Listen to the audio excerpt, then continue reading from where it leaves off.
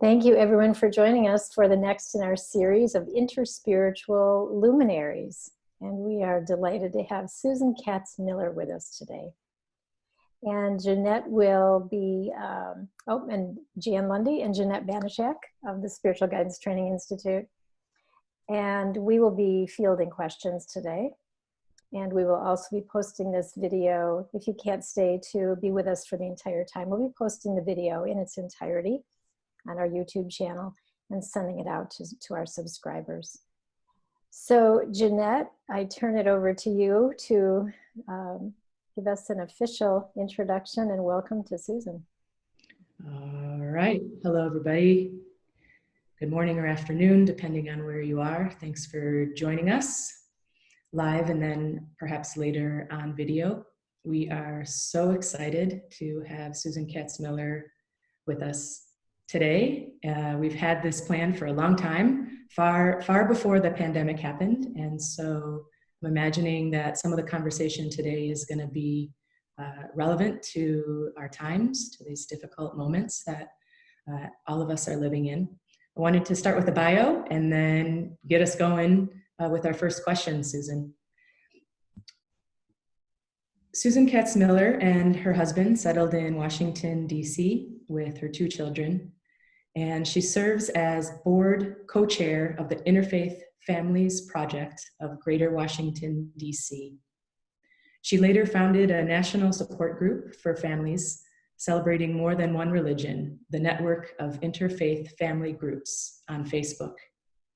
Susan founded the first blog devoted to interfaith family communities and interfaith identity on beingboth.com.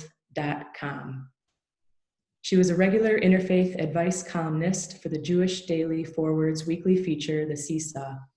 As a consultant, Miller works with clergy, seminarians, religious educators, and communities to better understand and support interfaith families. She's spoken at the Parliament of the World's Religions, the Museum of Jewish Heritage, the Jewish Museum, the Unitarian Universalist General Assembly, universities, churches, and synagogues. And we'll share her information later so you can get connected with her beyond this webinar. I met Susan at the Parliament of World Religions a couple of years ago. I went to her workshop. I went to your workshop, Susan, and met you there. And absolutely. In Toronto. In Toronto, yeah. 2018. And it was a real treat to meet you and to hear about the work that you're doing and to connect with you in that way. And so here we are a couple of years later, feeling grateful for the expertise and time and energy that you're bringing to this conversation. And so with that, I'd like to start out by asking you a little bit about you. If you would share a little bit of your autobiography. I know this could probably take days and days, but we have some other questions to ask too. And but what would you like to share with us? What would you like us to know about you? Well, on the bio thread. This work that I do comes out of my own life. I am from an interfaith family. My parents were an early Jewish Christian interfaith couple. And they chose one religion for our family. So they raised me and my 3 siblings in Reform Judaism, one religion. And when I grew up, I married my husband. We made this other choice, a newer choice, a choice that wasn't available to my children, which was to teach our children about both religions, to give them that interfaith literacy and to practice both religions. And I was coming to this work from my background as a journalist. I was a reporter for Newsweek. I was in the Washington, D.C. bureau. I lived in Africa. I lived in Brazil, where I was writing stories. And I used that journalism background to write my first book, which is Being Both. There it is. Embracing 2 religions in one interfaith family. So this book it uses some memoir, some journalism, some social history, and it talks about this national movement of families saying, We don't want to pick one. We want to do both. And I'll talk a little bit more about that later. But after I wrote that first book, couples began coming to me and wanting coaching. And I will do 1 or 2 hours with a couple, but I don't have a background in, counseling or therapy. But they were seeking somebody who had what they thought of as a more objective viewpoint rather than clergy who they often felt were going to be pushing them in one direction or another. And I began to realize I can't help everybody that comes to me. What can I do to help everybody? And I did 2 things. And one was to form that Facebook group, which has people all over the country and the world helping each other, comparing notes on how do you do both. And it's all religions and none. So there are couples on there who are Jewish and Hindu, or Muslim and atheist, not just Jews and Christians.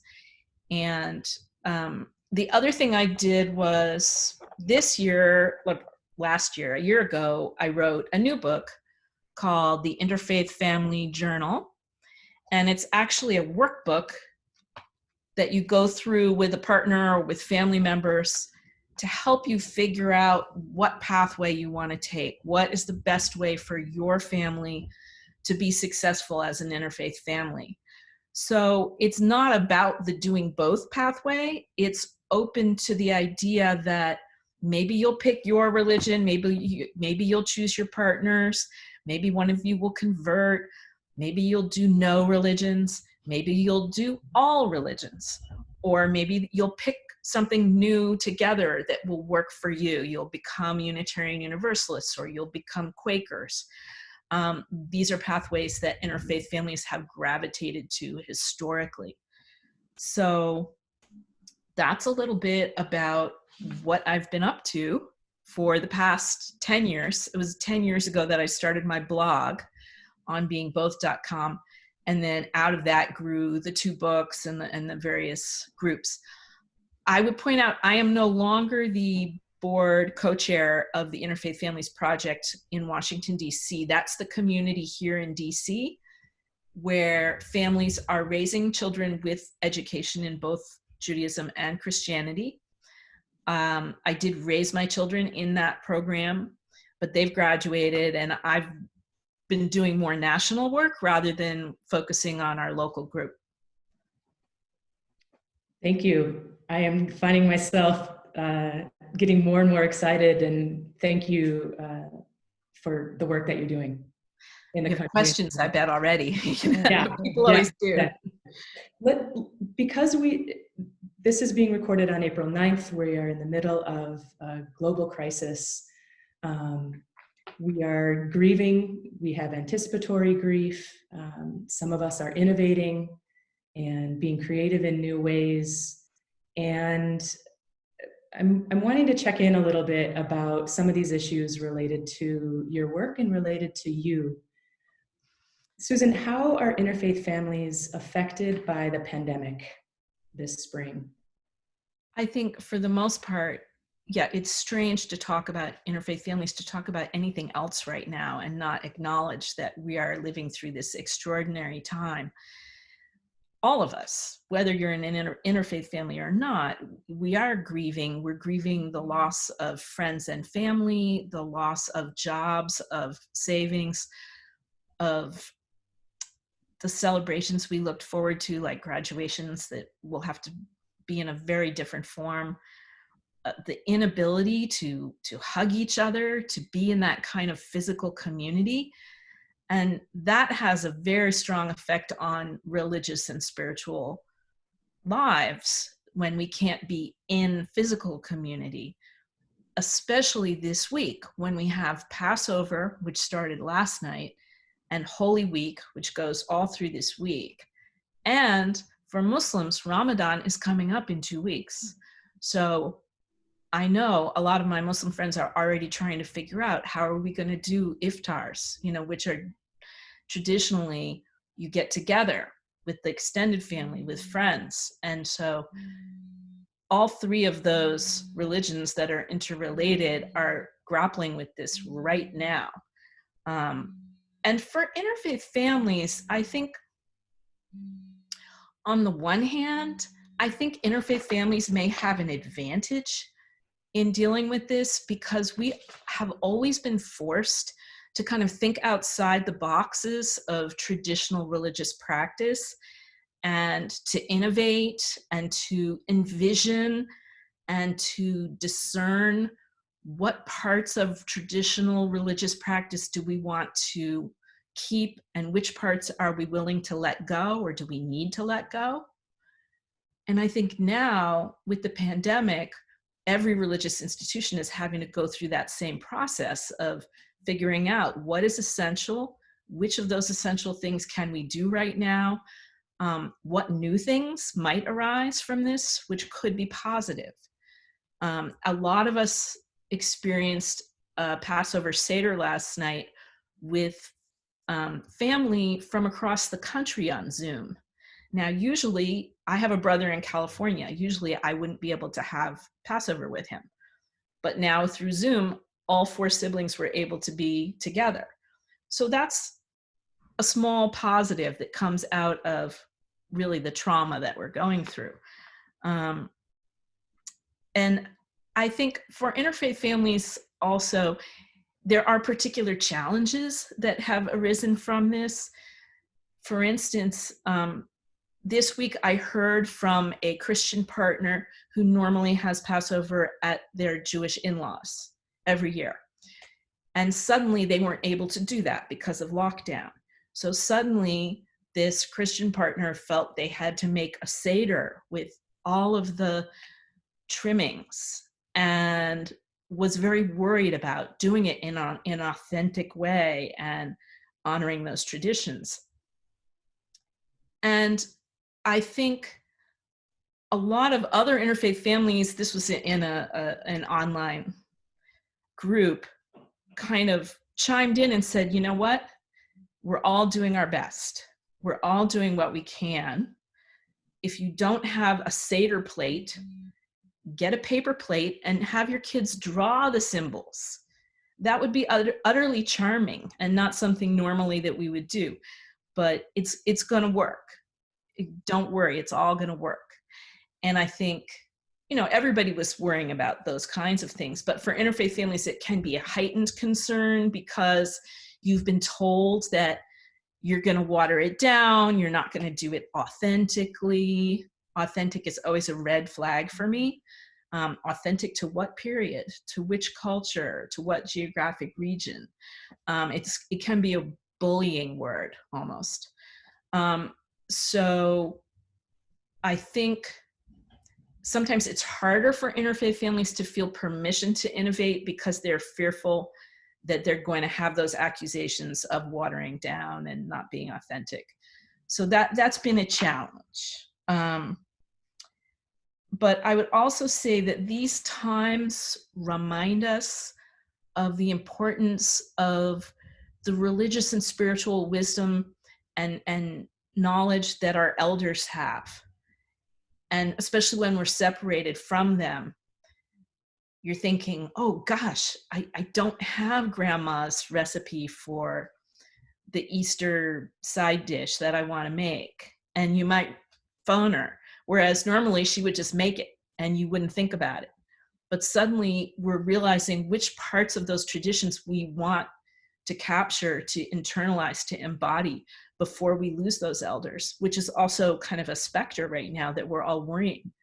So it's interesting because, okay, in this workbook, there's 5 weeks. It's a 5-week process that you can go through, and there are 5 chapters. And it's about discerning what were the formative experiences for you, for your religion and spirituality growing up, and then working with your partners and family members to figure out how to fit those together, and then finding community that will support you in whatever choice you make.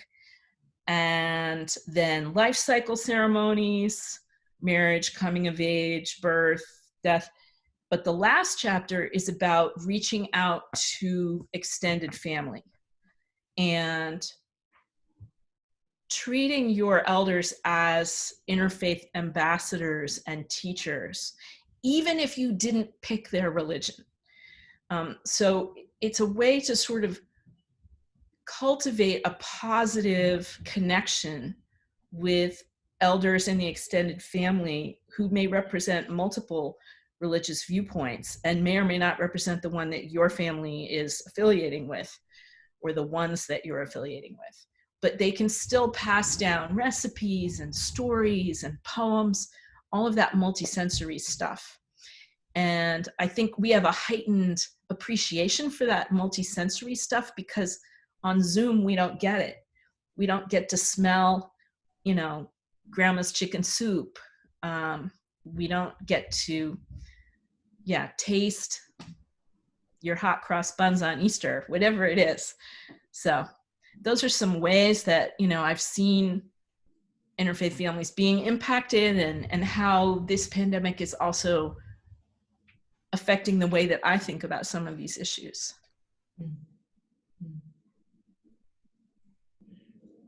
I'm hearing the tension or the balance or the dance of the heightened concerns on the one hand that interfaith families have during these holidays, as well as the opportunities for creativity and openness and acceptance, with the hopes of extending love and receiving love from, like you said, family members and friends that we maybe would not have in other circumstances. Yeah. And mentors. It doesn't have to be a family member. A lot of us have religious and spiritual mentors, whether they are teachers or just family friends who've influenced us, and we treasure their knowledge and perspectives. And I think all this pandemic heightens those feelings. Mm. Yeah. So you wanted to talk about my first book, being both? Yeah, Susan, I love this book. And one of the reasons why is because I think your humor shines through also. Your deep heart and your humor shines through. But I was so struck by the first sentence, and you had me at the first sentence. When I was a week old, my Episcopalian mother secretly baptized me in the kitchen sink of our walk-up apartment on Beacon Hill in Boston. It just really sets a beautiful tone for the book, which is so touching and informative,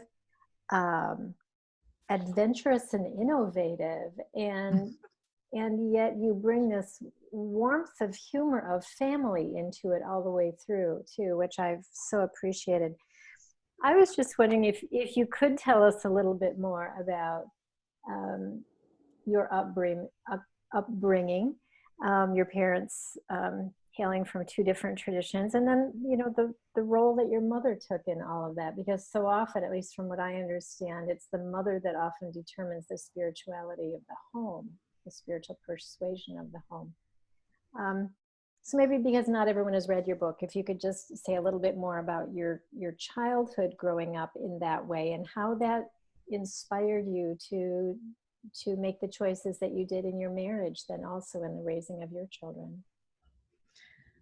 So I tell the story of the generations of interfaith marriage in the book. When my parents married in 1960, it was still quite unusual. And there was a very strong, there still is, but an even stronger insistence from clergy and institutions that a family pick one religion. And there was and still is great fear in the Jewish community and in almost any other religious minority community, now among Muslims, among Hindus here in the United States, a fear of being assimilated out of existence into the white Christian majority. And my father felt this, and he felt strongly that the children be raised Jewish. And my mother went along with it. And I think I talk about the fact that there are benefits to any pathway you take, and there are challenges in any pathway you take. So if you're an interfaith family and you choose one religion, or you choose two, or you choose all of them, or you choose none, each of those pathways is going to have challenges. You can't make the interfaithness of the family disappear, nor should it. So, I benefited from my parents' choice in that I had a pretty good Reformed Jewish education. I learned to read Hebrew, and I can, feel confident in my knowledge of holidays and certain rituals. But the challenge for me then was always having to defend my Jewish identity. And that's partly because among Orthodox and conservative Jews, it's supposed to go through the mother. So I am considered not Jewish at all. And even among Reform Jews, it was in 1983, which is the year I graduated from college, that there was an official policy that you could have a father or a mother who was Jewish and be considered Jewish if the family did certain things correctly, which my parents did do. So I'm officially Jewish from a Reform Jewish perspective. But, as interfaith kids, you get this cognitive dissonance between, what one institution is saying and what another institution is saying, and different movements not agreeing with each other, and the dissonance between what you feel, how you were raised, and then what society says when they respond to your identity. So my husband and I discovered the Interfaith Families Project in Washington, D.C. when we moved here. I was not a founder. It was founded actually by 4 moms, 2 Jewish, 2 Catholic, all of them in interfaith marriages. And I don't think it's a coincidence they were all women. I give a talk about how and why women have been innovators in the interfaith families world. But that group grew from 4 families to like 120 families, and it's still going strong. And I found that very appealing as someone who grew up always trying to fit in to my sort of singular religious identity as a Jew, which I still have. I loved the idea of letting my children have both. And so that's what we did. And then when I decided to write the book, I surveyed parents, 250 parents, about why they made the decision to do both with their children, even though clergy and family members were telling them you've got to pick one. And I surveyed 50 teens and young adults who'd been through these formal education programs to learn both, about how they felt about it. There are communities like this in New York, in Chicago, and in DC. Those are the big ones that are similar, and they're not connected. It's not a denomination. It's not a religion. It's more of a support. Idea is to have a community to support these interfaith families in doing both. And the idea really kind of popped up independently in these big cities where a lot of people weren't interfaith marrying. And now we talk to each other and compare notes. But what are some current statistics on interfaith families these days? So to me, what's interesting is 1 out of 5 people is growing up in an interfaith home. The statistics are a little tricky because it depends on what do you call interfaith. Mm-hmm. Most of our statistics come from Pew Research. Since, of course, the census doesn't ask about religion, we have no government statistics on these things. In other countries, they do have, government asks you about your religious identity. But the best we have is Pew. And Pew says 1 in 5 are being raised in an interfaith home, but they sometimes define interfaith as including, say, not only Catholic and Protestant, but mainline Protestant and evangelical Protestant. They consider that interfaith, which I don't really. So you have to kind of dig deep when you look at a statistic and figure out what are they actually talking about here. But some other statistics they've given us are that 25% of Americans actually attend regularly services of more than one religion. Some of those are interfaith families, and some of those are just multiple religious practitioners, say Jews who also are attracted to Buddhism. What else? More than a third of people who are partnered or married have a partner from another religious or non-religious identity. The fastest growing group there is Christians with unaffiliated, who might be atheists or agnostics. I mean, there's a grab bag of people who don't check any box for a lot of different reasons. But Christian and not religious is a huge growing contingent, and I consider that part of my work, even though the atheists don't necessarily like the word interfaith, because they don't have a faith. So why would I call them an interfaith family? But we don't have a better word for that. So and what else? For the Jewish community, which has been studied maybe more than any other, lot of research being done, partly because of this concern about interfaith marriage. They've tracked it, and concern about how the children are being raised. They've been tracking that. And of interfaith families with a Jewish partner and a non-Jewish partner, or a partner of another religion, 25% said that they were raising the children partly Jewish and partly something else. So in other words, doing both. They're doing both. And this is something that the Jewish community hasn't really grappled with.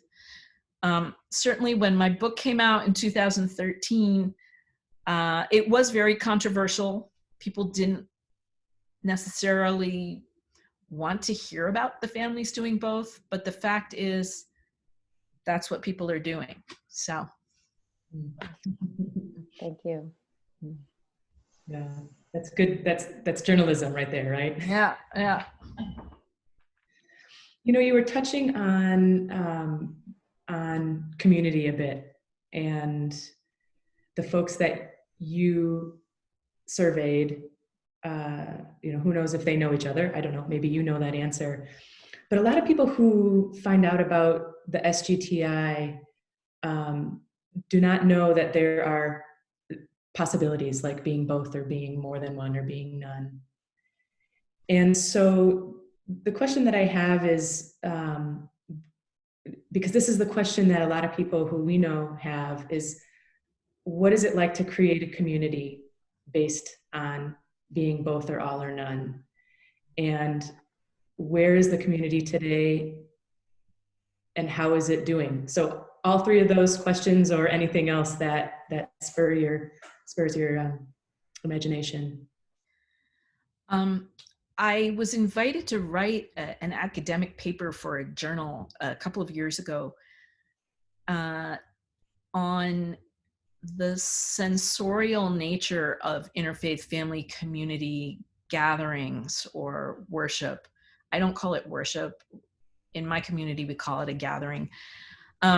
But I think because we don't share all of our beliefs, we don't share a creed, the sounds and smells and tastes and dances and the poetry, all of that becomes even more important. And so I see in all of these independently arising communities a great care being taken to pass down these sensorial ways of being together, of being in community, and creation of new ones as well. Although all of us are always very careful to say we're not creating a new religion. A lot of people wonder about that. You all probably get that also. Mm-hmm. Our all the groups are founded on the idea of equally honoring two faiths in your family. The Chicago groups are particularly interesting because they grew out of Jews marrying Catholics. That's just who married who in Chicago. And so they have tremendous support from a whole network of priests and rabbis there. And they have made a documentary recently on their community, and I'm in it as a kind of a talking head. It's called Leaps of Faiths, which is hard to say, but they're both plural, Leaps of Faiths. And I think you can watch it during the month of April online streaming if you Google it and rent it. But it's really interesting because they tracked a group of children at different ages and interviewed them as they aged about how they felt about learning these two religious systems and, you know, how that affected their ultimate identity. In the New York area, there's a very interesting example of this in Brookville, Long Island. There's something called the Multi-Faith Campus, where there's a church, a synagogue, a Muslim study group, all meet in the same church at different times, and they have an interfaith families education program. So basically you have 4 different overlapping communities. So if you're an interfaith family who's Jewish and Protestant, you can go to synagogue there, go to church there, and put your kids in the Sunday school where they will learn both religions. That's the only place I know of that you can do that. So I keep my eye on that project because it's exciting to me. Mm-hmm. Mm-hmm. I forget the other parts of the question. Oh, the other parts of the question. How is community doing today? You know, how, and maybe I'm also concerned or interested in virtual communities. Yeah. These communities are not losing people the way a lot of both churches and synagogues have shrunk, have had to join forces, you know, and these groups have been pretty robust because I think, well, you just have more and more people who are in interfaith families. You have people kind of letting go of traditional religious institutions for a whole host of reasons. A lot of young people are alienated by the history of the treatment of women, you know, treatment of LGBTQ people, some of the scandals in all the different religions that come from the power dynamic of clergy. And once they disaffiliate from whatever their sort of childhood religion is, then they're free to really go through a process of figuring it out what it is that they want, which is what my workbook, my journal is good for helping you do that. And so if there is an interfaith families community available, then they're very apt to join it if that's something that they're interested in. Most geographic locations, there's no formal religious education program where you would learn both religions. So I'm working nationally with a lot of families that are trying to do this in a kind of a homeschool way, or sometimes they will join a synagogue and a church, and then they have to try to bridge them and make sure that those communities and those clergy are cool with it. So that's tricky, but there's people doing it. There's a lot of people doing it. We have a question from Larry for you, Susan. Larry's wondering, so is text subordinate? And how have the Gospels impacted your own personal spirituality? So I wouldn't say that text is subordinate. Text is really important. We, you know, in our interfaith families community in Washington, D.C., we are teaching children Bible stories. We are teaching them gospels. We are teaching them prayers of each religion. And when we gather on Sunday mornings.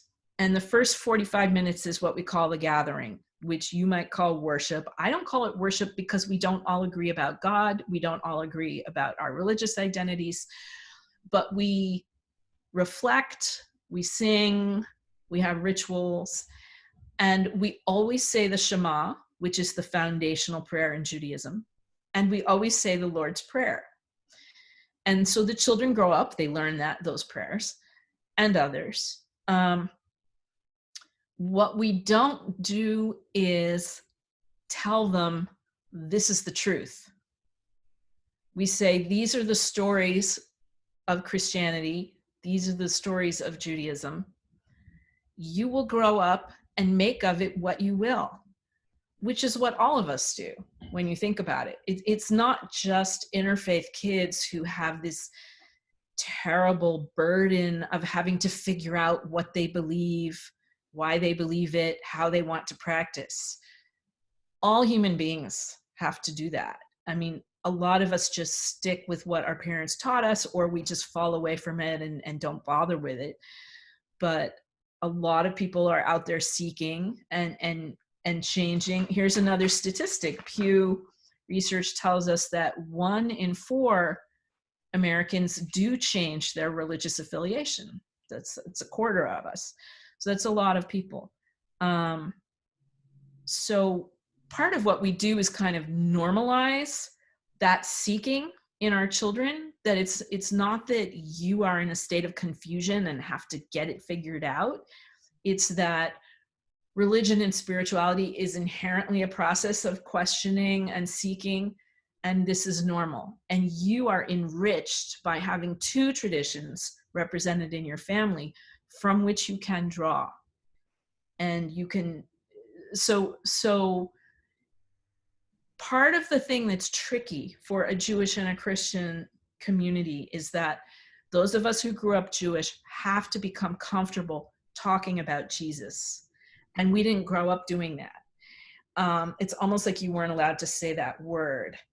And we do a lot of work with the adults, with the parents, on becoming comfortable talking about Jesus as a historical figure, as a rabbi, or as a literary figure, whatever your beliefs around him are, or as a Messiah. You have to be comfortable talking about those stories because they are formative in half of the bloodline of your family. Or actually nowadays, more and more often, we're beginning to see tri-faith and quadra-faith families. You have one parent who's from a Jewish Christian family and another parent might be from a Muslim Hindu family. So that kid has 4 traditions to draw on, which is, to me, it's really exciting. I don't see that as confusion. I see that as abundance. And that's part of, I'm often called by media, usually around holidays like Hanukkah and Christmas, and they want me to tell them what are the terrible challenges and problems that interfaith families have.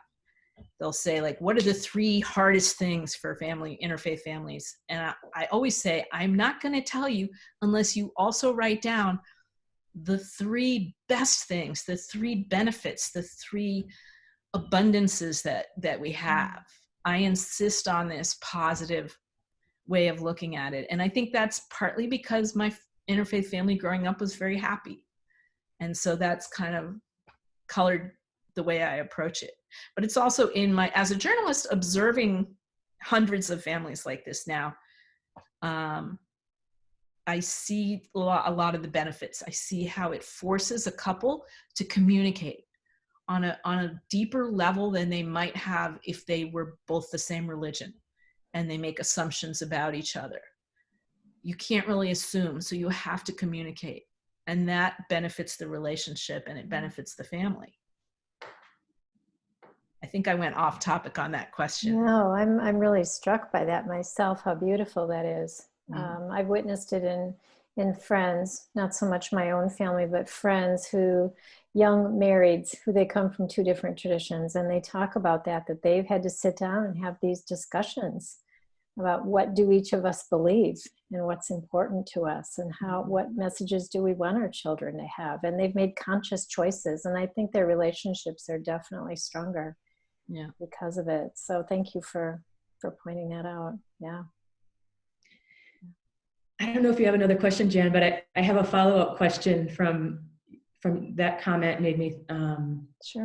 consider this question, Susan, which is, what, from the families that you've met, do any of them convert or explore or get curious about other religions like well into their marriage? And is there anything that you could share with us about perhaps any similarities, differences, or nuances, or anything at all about people who meet each other and they're set, and maybe they're not the 1 in 4, maybe they're going to stay how they in whatever religion they're in, versus where one person in the relationship changes, transforms, I don't know, or both of them do. Do you have any stats or thoughts about that? Yes, it's definitely a reason why I don't believe that an interfaith couple can make a pact for all time. Like, we are going to choose Catholicism. You can't do that. You can't do that to your partner, because they may change, or you may change, or your children beyond the age of, say, 8 or 10 or 13 may change their mind. Even though you've said to them, you're going to be X, they may decide that they're Y. And you're going to have to be elastic enough and compassionate enough to roll with that. As a family, this happens not just in interfaith families, but they become interfaith when somebody changes their identity, their affiliation, what they're attracted to. So it's quite common. It's quite common right now among Christian couples, where one of them loses their faith or becomes unaffiliated, becomes agnostic, humanist, atheist, and the other remains Christian, often a fundamentalist or evangelical Christian. That would seem to be a very difficult combination. But there are actually families that make that work. In fact, there's an entire book written that I often refer people to about Christians married to atheists. I don't have it right now, but I could send you that info. So yeah, all of us are on a journey. It sounds corny, but it's true. And this is why also people say, well, you studied these young adults and teens that were raised with two religions. How do they end up? Well, they don't end up. They keep moving. They keep growing. And the one thing that I will say is that often when these children are given two religious systems, they are curious to go beyond two. So my son, for instance, who was raised with this formal Jewish and Christian education, studied Buddhism when he got to college. And I think it does make them curious about the religious systems of the world and different ways to access spirituality. And I celebrate that, obviously. So I'm not sure if I answered the question. Mm-hmm. Mm-hmm. And we have another question. This is from Allie. She writes, I am in Susan's network of interfaith families on Facebook and read and loved being both.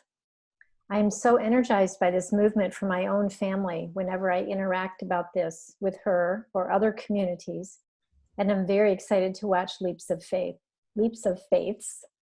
It's so hard living somewhere that doesn't have an interfaith movement. Yeah. But I wonder if this pandemic offers an opportunity for a virtual spiritual community that could someday blossom into a physical community. If I were to dedicate time to launching something like this, how would you recommend bringing folks together? Wow. That's a brilliant idea. Honestly, in the network of interfaith family groups that we have on Facebook, where people are kind of isolated in different states all over the country, and we've been interacting just, in Facebook comments, why aren't we doing a Zoom call right now? That's brilliant. And that could be the basis of something that continues into the future for sure. Go Allie. Often people doing their PhD on interfaith marriage, or, God forbid, people who wanting to do a reality show about interfaith couples, they're always coming to me and saying, how can I find interfaith couples? That is tricky, finding them in your geographic area to start a local group. It's not easy or obvious to figure out how to find other couples that would want to do that with you. But with the network, we already have a national set of couples and families that could now do stuff together online. I can't believe you thought of this and I didn't. But do it, or I'll help you do it. Wonderful. Yeah, as we started talking about, and we might not have been recording yet, but we were talking about, what are the opportunities that are going to open up, and virtual, for people coming together that we never thought about before, to bring our hearts together and our passions together in ways that we just maybe kept putting off before, but now it might feel more vital and timely, and we have the technology to do it. We have the technology, and I was talking about the importance of those elders, the people who carry that cultural, historical, spiritual practice knowledge in our families. And we can't necessarily be with them if they live across the country. But now, if someone's taught them how to use Zoom for the Easter service, then you can start Zooming with them with the grandkids, and maybe do that cooking together kind of thing from our screens. It's a little bit sad, but at the same time, it is a little bit exciting. Mm-hmm. Yeah, a mixed bag. Yeah, like everything. Do we have any other questions from those of you that are here with us and with Susan? Thank you for your questions so far. Wonderful questions. If there's anything else, we have just about 9 more minutes if we're going to honor our time commitment to Susan. She has a busy schedule, and we're so grateful she would give us an hour, so we do want to pay attention to that. So what kinds of questions? Is there anything else that's on your hearts about this? Jen, as they're writing, I wanted to ask another. All of your answers sort of segue through, they're really flowing. What, you mentioned how we change, and this is definitely my assumption about ourselves as well as the world and culture and society, that we evolve and we develop. And what do you see today? Maybe have you, even in the last month or 2 months, because we're just gaining so much information because of the pandemic globally, we know much more than we did about other countries and people in other countries than we did even a month or 2 ago. How do you see interfaith families, interfaith folks changing? How are they evolving? I think the pandemic has made us more globally aware. We thought we were global already because we had the internet, but now it feels like we're physically interconnected in a way that's even more intense. And that's interesting to me from the interfaith families angle, because being an interfaith family looks different depending on your geographic area. So here, when in the United States, when someone says interfaith family, everybody's thinking Jewish and Christian. And if you say interfaith family in India, everybody's thinking Hindu and Muslim. It's a completely different scenario.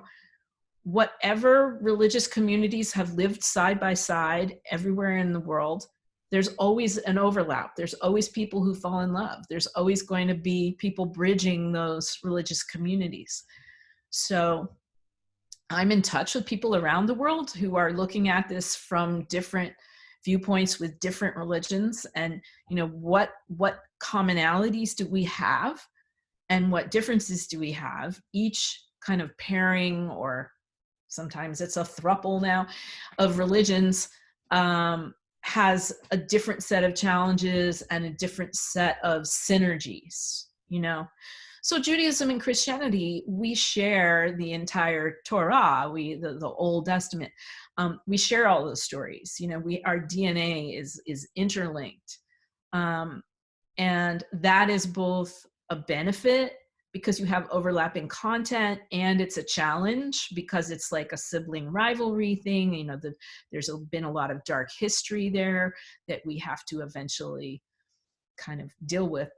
So, but if you're talking about,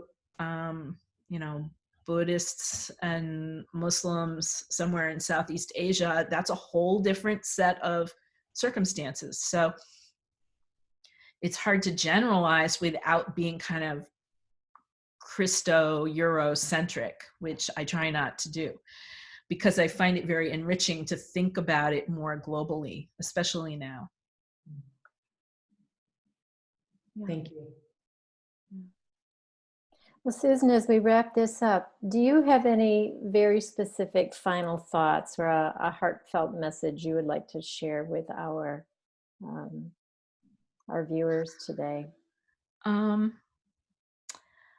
I think a lot of my work focuses on making space for interfaith families, giving them the courage to raise their voices and tell their stories, because a lot of traditional religious institutions have, tried to either exclude interfaith families or minimize their disruption of the sort of monotheistic model.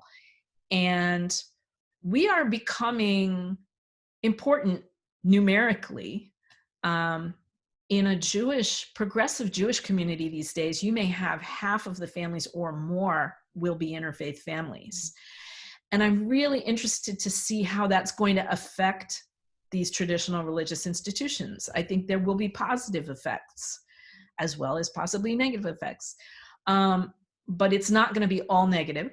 And as people who are from interfaith families come into positions of leadership, that's going to be very interesting to see them bring their rich experiences into being leaders in religious and spiritual domains. So I'm excited to keep following the story. Stay tuned. Yeah.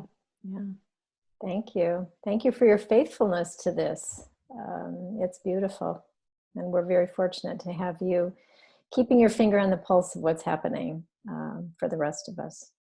I appreciate this invitation. You're welcome. Thank you. Well, we're about ready to sign off here. Jeanette, is there anything else you wanted to add? To echo the gratitude that Jan has expressed. Susan, you're doing something completely unique and really important. Mm-hmm. And your work really resonates with what we do. Your perspective of being cautious of not having a Christo-Eurocentric perspective is very important. And at the same time, we are in the West, and we have a way that the US was founded. And so I always find it tricky to honor my own tradition, but wanting to also be open to understanding how other people are either choosing or being called to or born into, as Bidwell describes. So what you are talking about is so critical and more important than ever, and we are really grateful. Thank you. Thank you. And everybody keep breathing. It's it's essential right now, right? The slow breaths. Mm-hmm. That's true. Yeah. Thank you everyone for joining us, and we will be sending out the copy of this that you can also share with friends in your communities. We will send out information about Susan, how you can contact her and acquire her books as well. And may we carry on with ease and deep breaths and loving kindness. Thanks so much everybody for joining us. Thank Bye-bye. you.